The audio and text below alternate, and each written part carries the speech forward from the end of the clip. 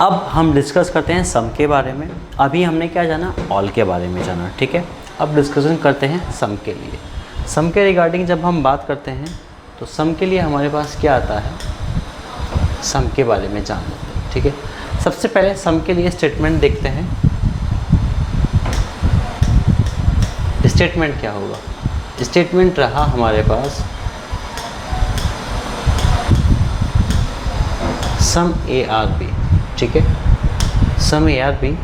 अब ये केवल और केवल अकेला स्टेटमेंट रहा। इस स्टेटमेंट से पहले इस स्टेटमेंट से निकलने वाले सारे कंक्लूजन को जानेंगे, फिर हम आगे बढ़ेंगे, ठीक है। जैसे हमने ऑल का डिस्कशन किया था, ऐसे ही हम सम का डिस्कशन करेंगे, ठीक है। सम, ठीक है। सबसे पहला काम क्या होगा, वेन डायग्राम। वेन डायग्राम जब इनको बनाएंगे सम ए आर बी, ठीक है।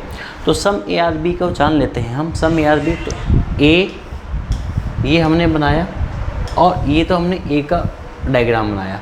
अब ए किसको डिनोट कर रहा है, सम को, ठीक है। ए अगर सम को डिनोट कर रहा है तो हम क्या करेंगे, ए में से कुछ हिस्सा निकाल के दे देंगे बी को, ठीक है। ए में से कुछ हिस्सा निकाल के दे देंगे बी को, इसका मतलब सम ए आर बी, तो ए का कुछ हिस्सा क्या है, बी है, ठीक। ये हम डायग्राम बनाएंगे। अब देखो फिर से वही बात मैं रिपीट करूँगा, जो स्टेटमेंट है इस स्टेटमेंट के अलग अलग पॉसिबल डायग्राम बनेंगे, लेकिन आपको क्या फॉलो करना है, आपको ये फॉलो करना है, ठीक है। अगर आप इसको फॉलो करते हैं तो आप काफ़ी बेनिफिट होगा, ठीक है। क्योंकि मैंने क्या कहा, हम केवल और केवल एक ही स्टैंडर्ड डायग्राम पे बात करेंगे, उसी से हम अपने सारे कंक्लूजन निकालेंगे, चाहे वो पॉसिबिलिटी हो, चाहे वो आइदर और हो, चाहे वो डेफिनेट हो, चाहे वो, समझ गए आप सब, ठीक है ना। कैसा भी कंक्लूजन होगा हम सब डिस्कस करेंगे इसी से, ठीक है। अब कंक्लूजन की बात करते हैं, ठीक है। कंक्लूजन की अगर मैं बात करता हूँ यहाँ पर, तो मैंने पहला कंक्लूजन लिखा सम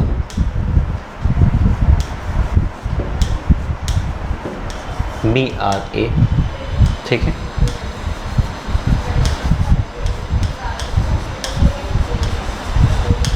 सम ए आर बी और ऑल ए आर बी, ठीक है।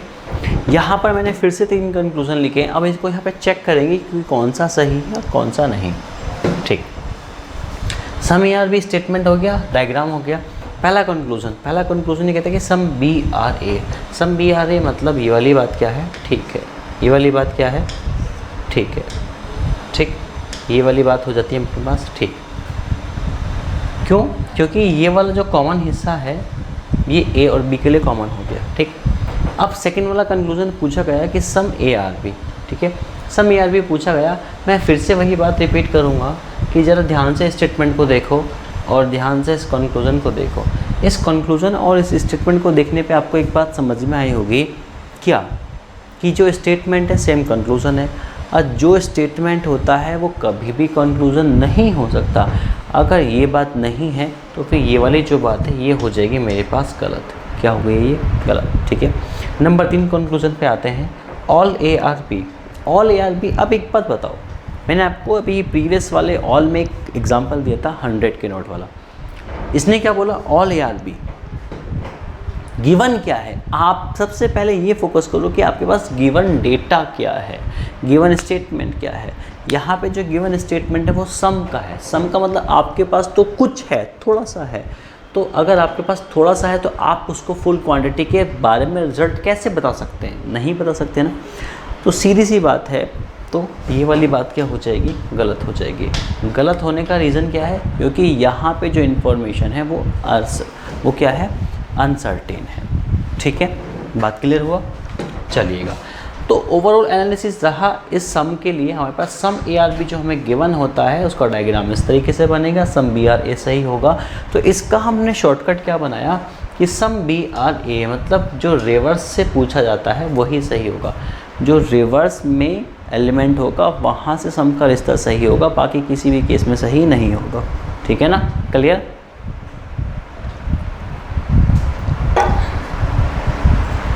सम ए आर बी गलत हुआ क्योंकि ये रीस्टेटमेंट था,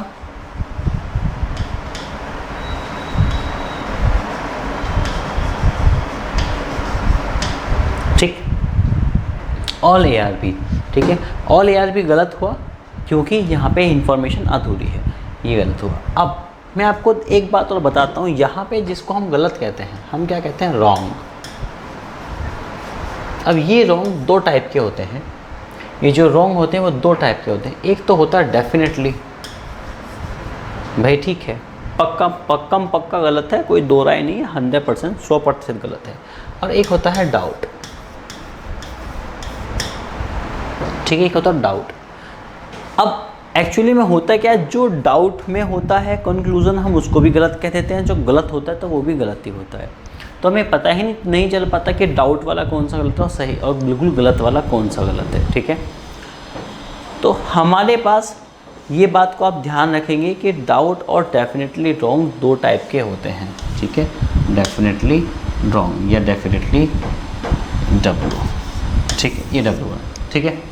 तो रॉन्ग दो टाइप के होंगे, डेफिनेटली रॉन्ग और एक डाउट वाला। तो दोनों को हम क्या करते हैं, गलत की कैटेगरी में रखते हैं, ठीक है।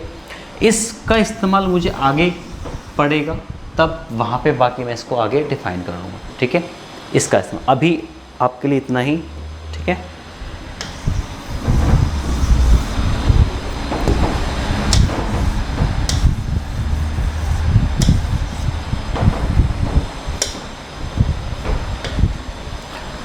हाँ जी, अब ये बात क्लियर हो जाती है। तो एक स्टेटमेंट से हमने सारे कंक्लूजन देखे, अब आते हैं हम एक क्वेश्चन की तरफ।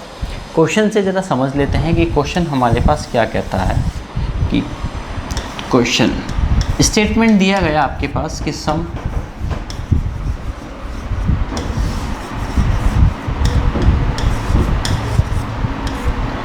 cats are red, ठीक है, some cats are rats। अगला स्टेटमेंट दिया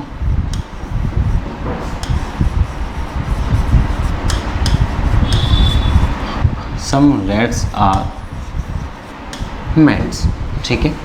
अब कंक्लूजन आपको दिए गया, पहला कंक्लूजन, दूसरा कंक्लूजन और तीसरा कंक्लूजन, ठीक है। और यहाँ पे मैंने एक कंक्लूजन और लिखा है, ये लिखा, मैं इसको रफ कर देता हूँ यहाँ से,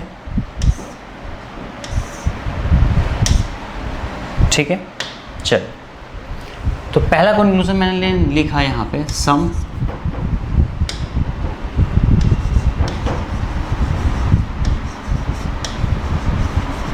rats are cat।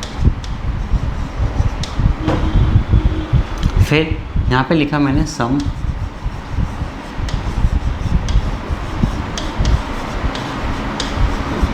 mats are cat, ठीक। और नंबर 3 बात पे लिखी यहाँ पे सम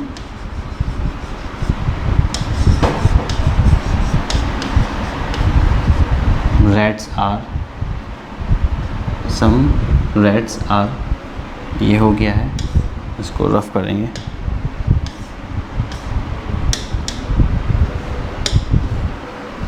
some cats,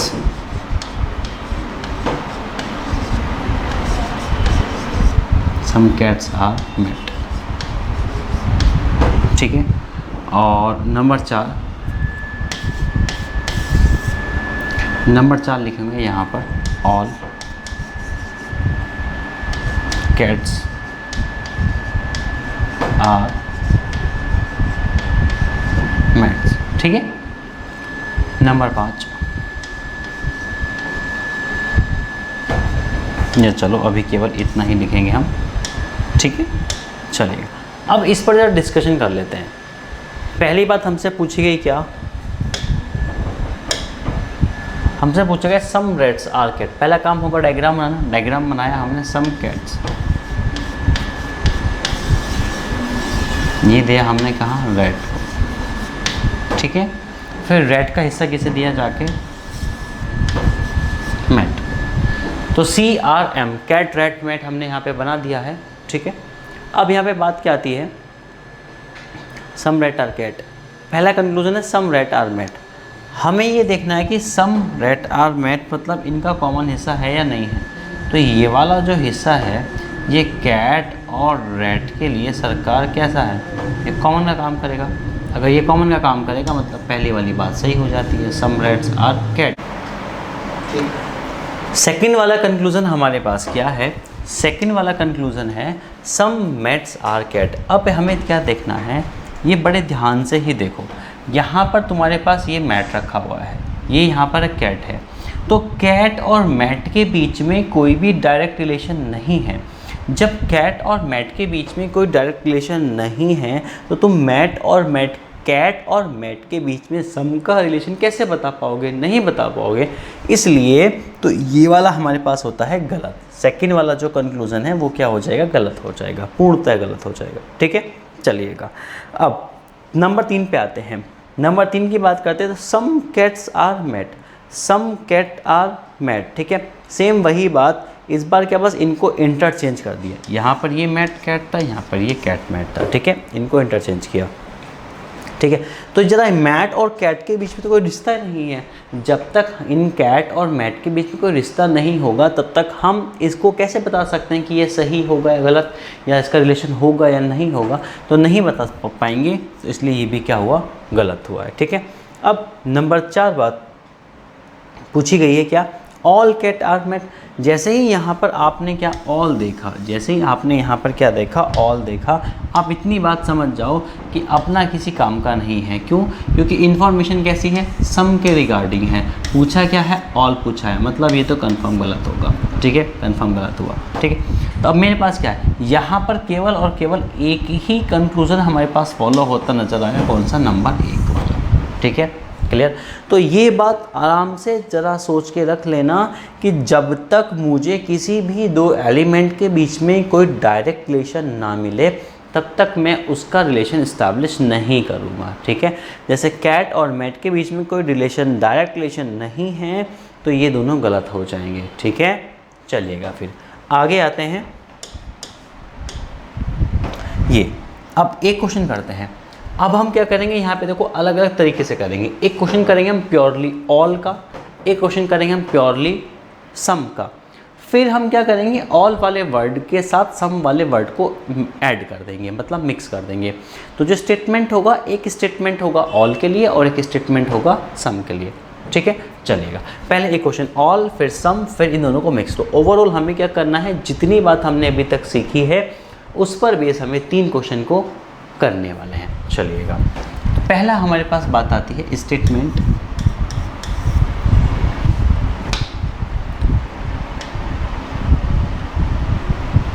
स्टेटमेंट हमारे पास ये रही, all A are B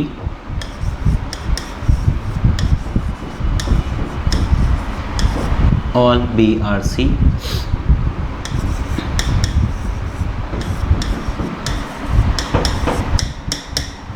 all C are D. ठीक है, conclusion.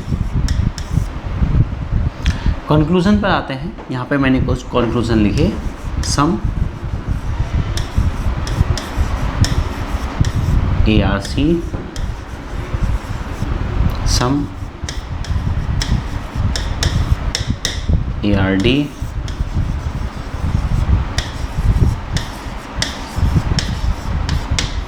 Some B are A,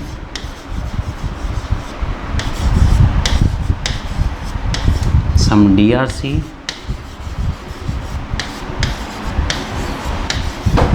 some C are. ठीक है, कुछ कंक्लूजन मैंने यहाँ लिखे और कुछ कंक्लूजन मैं लिखता हूँ यहाँ पे, क्योंकि हमें क्या करना है? एक ही स्टेटमेंट में ज़्यादा से ज़्यादा चीज़ों को सीखने की कोशिश करेंगे। ठीक है, सम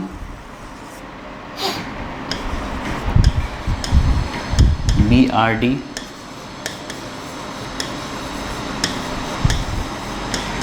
all B are D,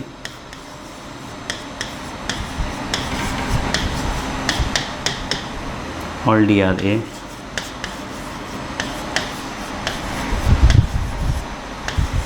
all C are B,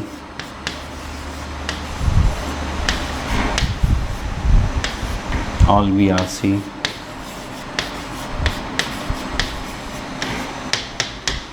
all A are C. ठीक है, तो ये 5 कंक्लूजन मैंने यहाँ पर लिखे और 6 कंक्लूजन यहाँ पर। टोटल के कितने कंक्लूजन लिखे मैंने? 11। अब देखो 3 स्टेटमेंट से मैंने 11 कंक्लूजन ड्रॉ किए हैं, तो इन 11 कंक्लूजन को समझते हैं। क्योंकि बार बार क्या तो जो सिनारियो होता है स्टेटमेंट का वो ऑलमोस्ट सेम होता है, बदलते क्या है? कंक्लूजन अलग अलग फॉर्मेट से। ठीक है, तो यहाँ पर हम मैक्सिमम से मैक्सिमम कंक्लूजन को डिस्कस करेंगे। चलिए फिर शुरुआत करते हैं आगे की ओर। देखो पहला काम क्या होगा हमारे पास, पहला काम होगा वेन डायग्राम बनाना। चलो तो हम क्या करने वाले हैं, वेन डायग्राम बनाएंगे। वेन डायग्राम हमने बनाया ऑल ए, ठीक है। वेन डायग्राम हमने बनाया ऑल ए आर बी, ठीक है। ये बी बनाया, फिर यहाँ से मैंने बनाया इसको सी, और यहाँ से मैंने इसको बनाया डी, ठीक है। ये आपके पास वेन डायग्राम हुआ, ठीक है। ये वेन डायग्राम हुआ। अब इस वेन डायग्राम में हमें चेक करना है कि कौन सा सही कौन सा गलत चलिएगा। तो पहली बात करते हैं सम ए आर सी की। तो ए का कुछ हिस्सा सी होगा, बिल्कुल सही बात है, मतलब पहली वाली बात बिल्कुल करेक्ट होती नजर आई, ठीक है। फिर बात आती है सम ए आर डी। तो ए का कुछ हिस्सा डी होगा, बिल्कुल सही बात करेक्ट नज़र आती है। Some B are A, B का कुछ हिस्सा ए है, बिल्कुल सही बात नज़र आती है। सम डी आर सी, डी का कुछ हिस्सा सी है, बिल्कुल सही है, ठीक है। सम सी आर ए, ये भी बिल्कुल सही है, ये भी सही, ठीक है। सम बी आर डी, ये भी सही है।